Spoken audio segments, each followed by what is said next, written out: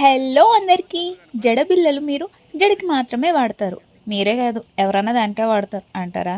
నేను చేసేదాన్ని చూస్తే మీరే మీ అభిప్రాయాన్ని మార్చుకోవాల్సిందే. సిల్క్ థ్రెడ్‌ని చూపించినట్టు ఒక 100 టైమ్స్ చుట్టుకోవాలి. నేనైతే 5కి చుట్టుకుంటున్నా.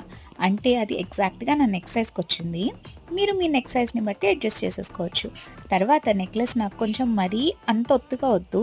అంటే నేను 2 కలర్స్ యూజ్ చేసుకుంటున్నా కదా! అందుకే. కొంచెం సన్నగా అల్లుకుంటున్నా.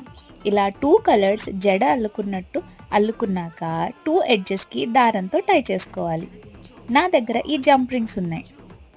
అటు సైడ్, ఇటు సైడు గమ్ పెట్టి దారంతో చుట్టేసాను. మన అందరి దగ్గర ఇలా నెక్లెసెస్‌కి వెనక డోరీస్ ఉంటాయి కదా! వాటిని రీయూజ్ చేసుకోవచ్చు ఇలా. అంతే మన నెక్లెస్ రెడీ.